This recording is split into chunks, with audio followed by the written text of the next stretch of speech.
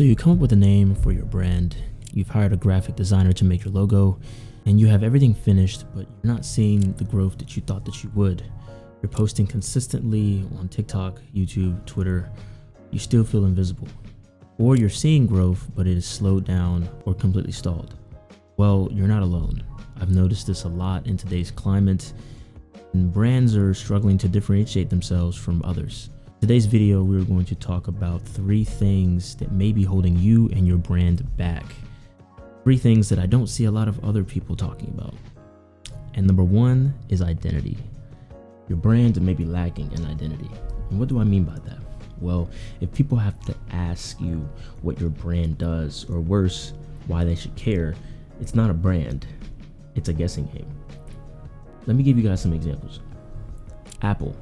I'm sure what comes to mind is the device you're probably watching this on, but think of their commercials. They're always simplistic, have simple graphics, and appeal to creative people who value aesthetics or just the normal average person that wants technology that works consistently.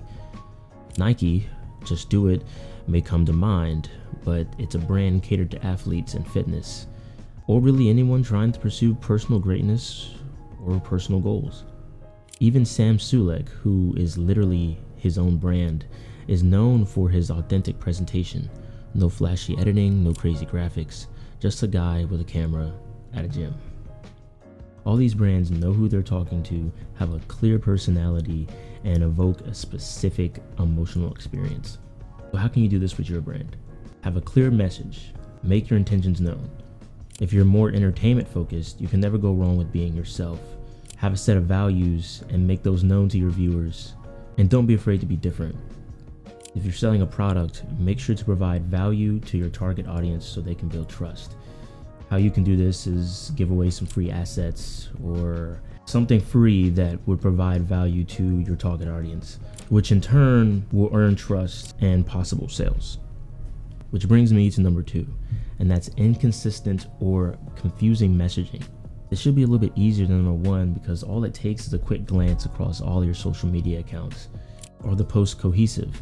Is one post funny and another one super serious? Does your website say one thing and your Instagram say another? This is the difference between a brand that flourishes and a brand that flounders. If your brand doesn't have a clear point of view or vibe, viewers or customers won't trust it. I recommend staying cohesive across all platforms with the same messaging. A brand is deeper than just colors and logos, but it doesn't hurt to have all your social media accounts with the same handle, color scheme, and message. Now this is for the people that are still kind of fleshing out the color scheme, logo, and everything with your brand. There's a website called Coolers that I use when I'm developing people's brands and logos. It basically gives you a combination of colors that work well together. And they also give you the hex code to give them to the graphic designers like myself or anyone else, or yourself if you want to use that to help you in Photoshop or Adobe After Effects, Canva, all the editing softwares. And no, this video is not sponsored. But you always want to be providing value to your viewers. I feel like a lot of people nowadays don't really do that. I feel like they think that anyone will just buy their product, with simple marketing. You have to gain trust with the viewer. If you're giving away value, quality value to your viewers, some of them will turn into buyers. I can guarantee that. Alex Hormozzi said, "A brand is built in the long term, but it is validated in the short term. It can take a while to build a reputation, but instant traction is a good sign you're doing something right." Which brings me to number 3, lack of emotional connection. I mentioned this earlier. Why should someone care about your brand? What makes you different than all the other people trying to build a brand? This is where storytelling comes in. People love a good story, and people can get behind you if you are genuine. Now this one is a bit of a slippery slope because some people can make up a fake sap story to get sympathy, but vulnerability builds trust. Be authentic. Lots of people watch Corey Kenshin because he is authentic. They like the person that he is, and that's his brand. Now he's turned this into his merch. He sells merch, and now he has a whole manga that he is selling all based off of his personal brand, basically. People follow Dave Ramsey's advice because of his story about him becoming bankrupt. And that resonates with some people because he was once in the viewer's shoes. And if you can make that connection and try to sympathize with your target audience or your viewer, you'll start to build more of a reputation and a following based off of that. Another point, care loudly. Respond to comments, say thank you, show up even when the views or sales are low. Trust me, it goes a long way, and your viewers will remember that, even the ones that are from the very beginning once you've made it big. Caring isn't scalable, but it's unforgettable.